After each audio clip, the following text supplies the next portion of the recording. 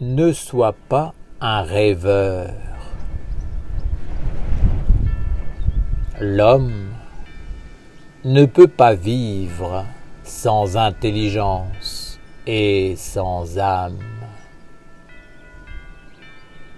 Malheureusement, il est bien souvent ignorant de ce qui l'éclaire et l'anime. Il n'a pas été éduqué dans ce sens. Il se contente d'un savoir superficiel et ne connaît pas le sens de la vie, la raison profonde de sa présence sur terre, ni l'œuvre qu'il doit y accomplir. D'un point de vue supérieur, il ressemble à un oiseau qui regarde dans toutes les directions sans savoir sur quoi poser son regard.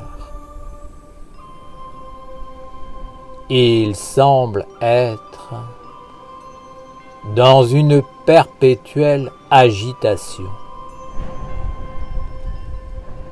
ayant perdu toute capacité de se concentrer et de se maîtriser. La seule chose qu'il sait faire, c'est s'envoler dans les airs pour s'évader dans des mondes imaginaires. Rêver, voyager dans les mondes de l'esprit, s'inventer une vie est facile, car il suffit de se détendre, de lâcher prise et de modeler un monde inconnu où tout est possible. Il est plus facile de rêver que de contempler la réalité, l'étudier et la prendre en main pour accomplir une œuvre belle et vraie, en accord avec une intelligence supérieure.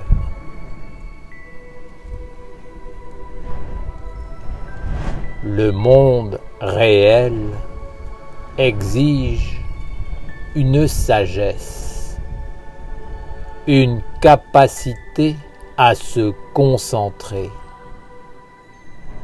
une maîtrise. L'homme doit éveiller sa conscience, structurer sa force intérieure et étudier pour savoir qui il est, où il se trouve, quel est son devoir et quelles en sont les conséquences. Il est fort celui qui sait se concentrer, se relier au plus haut et se servir de son corps comme d'un instrument pour réaliser sur la terre une œuvre de sagesse qui réjouit tous les êtres.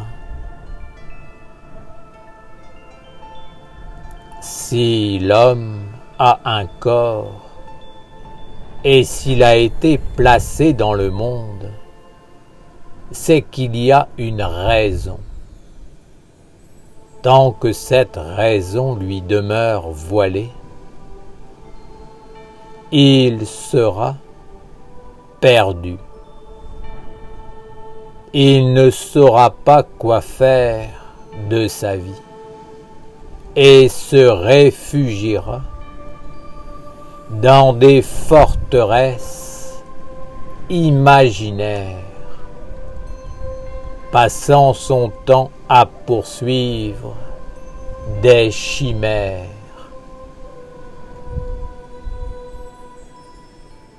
Malheureusement, l'homme cherche bien souvent là où il ne le faut pas. Il se laisse distraire par tout ce qui brille. Il est semblable à un oiseau qui passe son temps à tout regarder, à penser, à parler sans la moindre intelligence. Il cherche juste à capter le moindre élément qui lui donnera une raison d'être, un sentiment d'existence sur la terre. Il veut se sentir vivant et rien d'autre. Je vous dis, si vous n'entrez pas dans l'étude permettant d'appréhender l'intelligence supérieure qui anime les mondes, si vous n'apprenez pas à vous concentrer sur ce qui est essentiel et ne vous éduquez pas afin d'entrer dans la maîtrise de vous-même, vous demeurerez semblable à des oiseaux toute votre vie. Vous aurez les pieds sur la terre et la tête dans les nuages, sans en être réellement conscient, car prisonnier d'un monde abstrait et d'une illusion. Vous fantasmerez sur un avenir et une destinée hypothétique, mais vos pieds seront loin de la réalité et de la véritable action qui seuls permettent de réaliser une œuvre d'éternité. Vos pieds toucheront la terre, mais jamais ils ne la féconderont d'une intelligence supérieure. Jamais ils ne porteront et poseront les pas d'un être qui porte la lumière de l'esprit et qui est capable de l'incarner à travers des actes pour la faire grandir et la conduire jusqu'à la perfection. La perfection, c'est lorsqu'une œuvre révèle le bien qu'elle porte en elle, qu'elle l'incarne dans la pureté et est capable de la transmettre dans la vérité, en nourrissant, en éveillant, en permettant à une multitude d'êtres de vivre d'elle et de prospérer dans ce qui est juste et vrai. Il est grand temps d'arrêter de rêver une destinée illusoire et de voyager dans des mondes spirituels intellectuel, subtil, que vous ne connaissez pas. Vous n'êtes pas assez fort pour appréhender ces mondes, pour les maîtriser. Vous n'avez pas été éduqué dans le juste discernement qui vous permettrait de tester les esprits qui s'approchent de vous pour vous parler et vous posséder. Vous êtes réellement sans aucune défense devant les mondes spirituels et sans cesse vous vous laissez envahir par des mondes d'imagination, d'influence, de rêves, de concepts, pensant que c'est vous qui voulez, qui dirigez, qui pensez. Malheureusement, vous ne voyez pas que vous êtes dans une grande illusion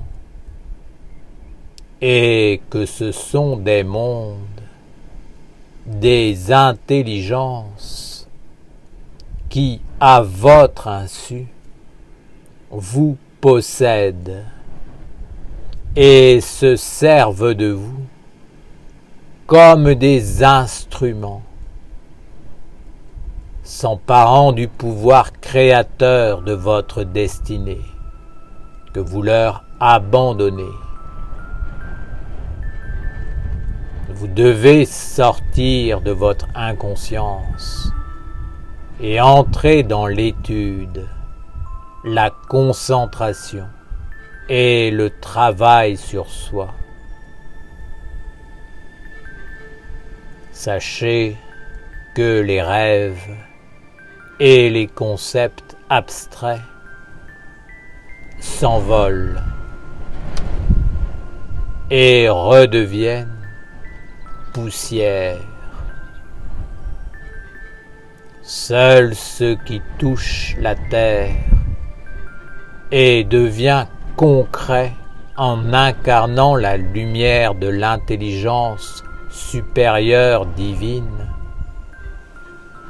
entre dans le devenir et peut même ouvrir le chemin de l'immortalité. Je dis que c'est ce que vous faites sur la terre qui est précieux et qui peut vous ouvrir les portes du ciel.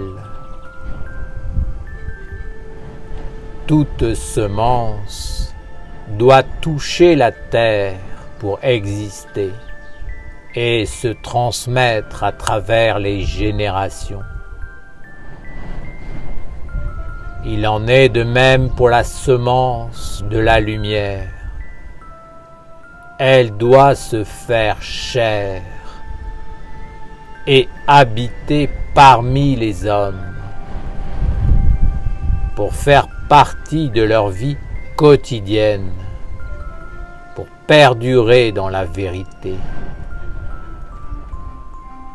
Ceci est vrai pour le bien comme pour le mal. Si la semence ne touche pas la terre, elle n'a aucune puissance réelle. Je ne dis pas que l'homme manipulateur, rusé, qui s'est mis au service de l'intelligence sournoise, entrera dans le ciel, mais qu'il s'emparera du ciel de l'humanité, car il concrétisera et sera beaucoup plus concentré et actifs que tous ceux qui vont chercher des visions, des solutions, des compréhensions dans des mondes abstraits. C'est souvent l'intelligence sombre qui réalise sur la terre, car les hommes qui se mettent à son service ont le sens pratique. Ils savent s'unir, s'organiser pour réaliser leurs objectifs et les faire vivre sur la terre. L'homme supérieur à tout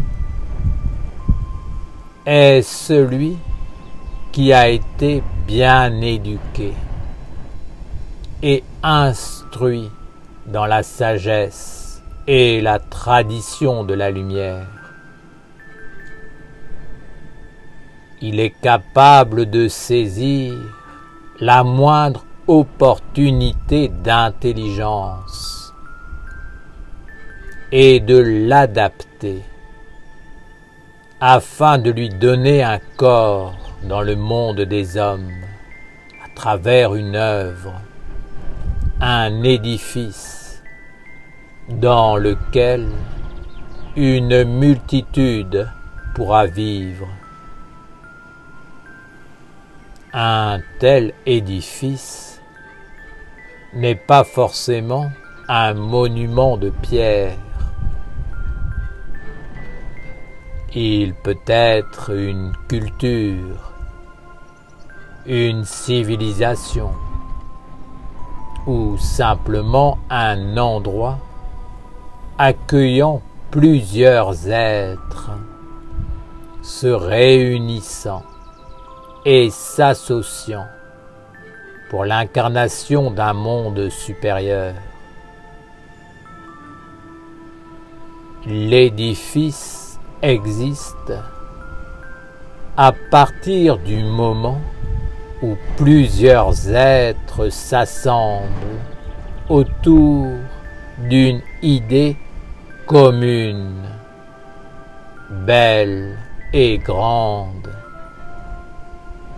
qui éclaire l'intelligence, réchauffe le cœur, fortifie la volonté et permet de vivre dans le bonheur, la paix et l'harmonie. Alors les hommes peuvent réellement se tourner vers les mondes subtils en toute sécurité et commencer à trouver les alliés pour renforcer l'édifice et faire vivre l'œuvre sur la terre. Ce savoir est grand et a guidé bien des peuples sages, mais les hommes l'oublient. Ils perdent le fil du savoir et de la discipline, tombent dans l'inconscience, pensent qu'ils vivent sur la terre, alors qu'au mieux, ils font juste acte de présence. Toute leur vie, leur âme, leur intelligence leur sont volées parce qu'ils n'ont pas compris la sagesse du ciel et de la terre et ne savent pas qui ils sont. Leur tête et leur imagination sont dans un autre monde, déconnectés de la terre et de la réalité. Quant au corps, il ne lui donne que le minimum dont il a besoin pour survivre et être calmé. Pour le reste, il cultive une illusion.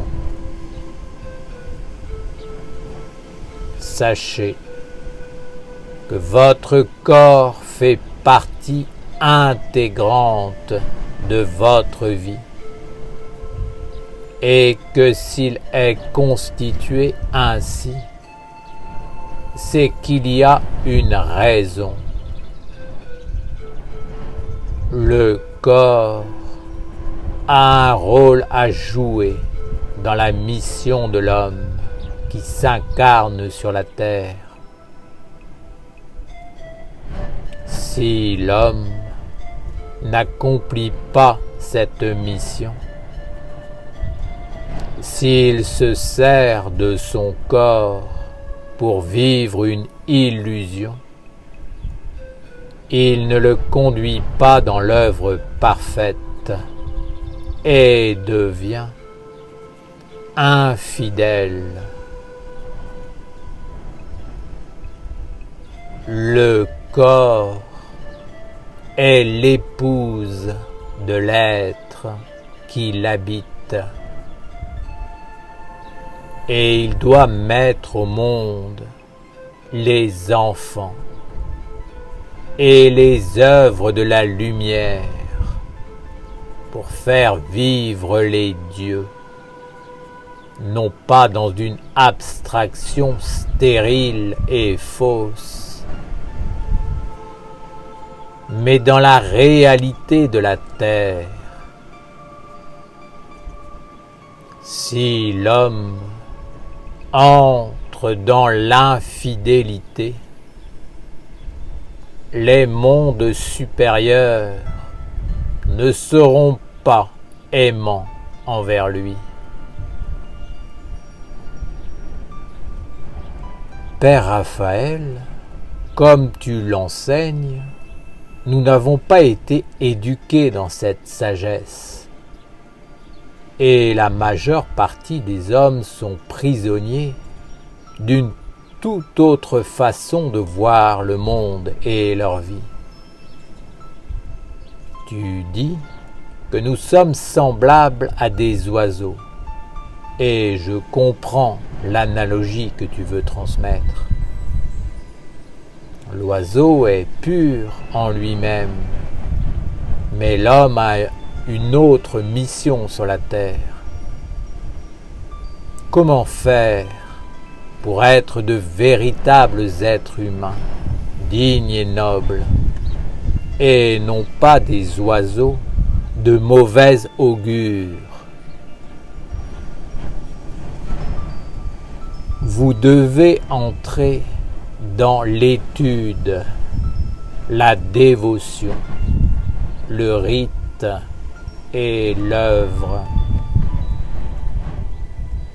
L'étude intellectuelle est fondamentale car elle structure l'homme, non pas uniquement dans sa sphère mentale, mais dans son être global. C'est un formidable atout pour l'homme que de pouvoir comprendre et discerner ce qui l'entoure grâce à la lumière du savoir véritable qui éclaire sa pensée. Ainsi, il peut mettre chaque chose à sa juste place dans la vie extérieure comme dans sa vie intérieure. C'est par la lumière du savoir que se fait l'équilibre du pour et du contre, et que le bon chemin peut apparaître sous les pieds de l'homme. Par le savoir, l'étincelle de l'éveil apparaît et peut rétablir l'équilibre dans les sentiments, la volonté et l'acte. Le raisonnement juste permet de stabiliser et de rationaliser la sphère des sentiments, qui est bien souvent plongée dans le trouble, sans aucun fondement, sans fixité. Un jour, l'homme aime, et le lendemain, il est indifférent. Il promet, il jure, et la minute d'après, il est passé à autre chose et s'engage dans une toute autre voie.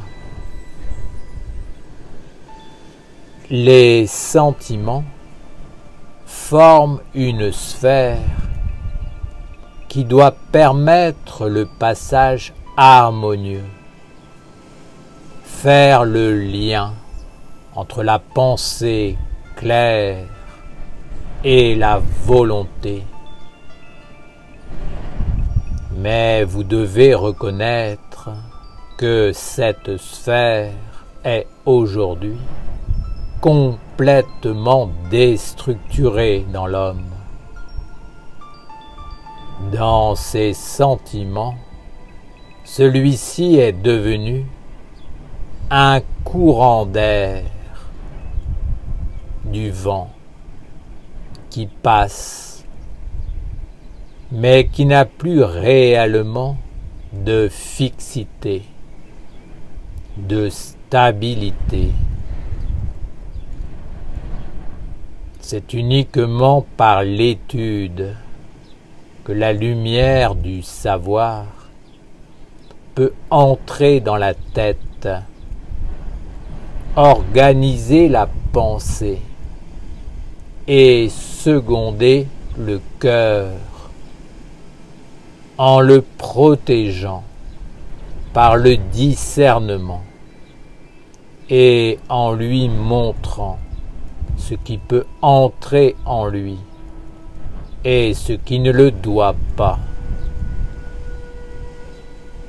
Dans une telle structure de sagesse, le cœur peut trouver un équilibre et une orientation supérieure, un ciel ouvert et clair. Alors, quand l'homme se décidera à agir,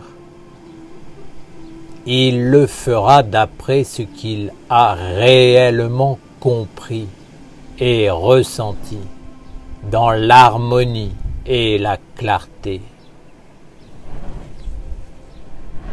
Ainsi, son acte et son œuvre s'inscriront eux aussi dans une harmonie plus grande et un bien-être général.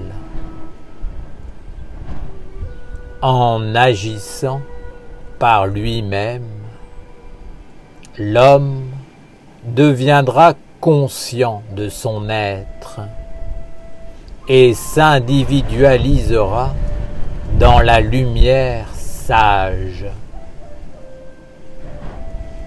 Il ne sera plus un ignorant, un inconscient qui sans cesse se fait envahir par un monde abstrait, le dirigeant à son insu. L'homme bien éduqué doit être conscient, responsable de ses pensées et de ses actes, agissant uniquement parce qu'il comprend ce qu'il fait et qu'il estime que c'est juste et bien pour son être individuel et universel. Apprenez à étudier et à méditer. Observez les hommes et comprenez ce qu'ils font sur la terre. Ne les étudiez pas uniquement dans l'aspect physique, mais éveillez-vous au fait que le visible révèle l'invisible et fait apparaître les mondes subtils qui les entourent et les animent. Ne soyez pas dans le jugement, mais dans le savoir impersonnel et pur. Les hommes sont bien souvent à côté de ce qu'ils voudraient être, tout simplement parce qu'ils ne se connaissent pas dans tous les mondes et n'ont pas étudié les lois de la vie. Ils cherchent là où il n'y a rien et délaissent le lieu où se trouve la clé. Ils pensent que ce qu'ils cherchent est ailleurs et ils sont ainsi toujours dans l'évasion. Celui qui connaît les lois de l'étude et de la méditation parvient à la maîtrise et finit par réaliser tout ce qu'il entreprend. L'autre ne fait que rêver qu'il réalise.